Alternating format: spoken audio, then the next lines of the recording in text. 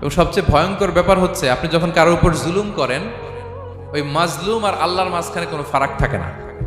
আল্লাহ ওই ফারাকের পর্দা উঠায় নেয়, দোয়া করলেই ওটা আরশে যেয়ে কবুল হয়ে যায়।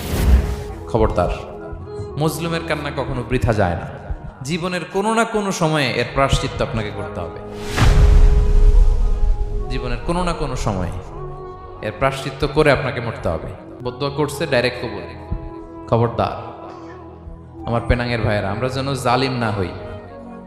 In it's any form, operation in it's any form, যেই কোনো ভাবে, যেই কোনো ক্ষেত্রে, যেই কোনো ধরনের হইতে পারে জুলুম। কাউকে আপনি ছোট্ট কোনো কাজে ঠকালেন, বন্টন নীতিতে ঠকালেন, হ্যাঁ, জমি মেরে দিয়ে ঠকালেন, আমানত মেরে দিয়ে ঠকালেন, ইন ইটস এনি ফর্ম যদি জুলুম করে থাকেন, খবরদার, মজলুমের কান্না কখনো বৃথা যায় না।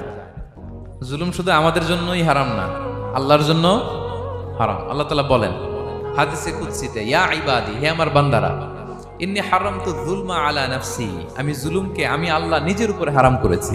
ওয়া জাআলতুহু বাইনাকুম মুহাররামা, এবং এই জুলুমকে তোমাদের উপর হারাম করেছি। ফালা তাযালামু, তোমরা একে অপরের উপর জুলুম করো না। জুলুম শুধু আমাদের উপরই হারাম না, আল্লাহ নিজের উপরও হারাম করেছেন। তাহলে জুলুমের সাথে কি মুমিনের কোনো সম্পর্ক থাকতে পারে? পারে না।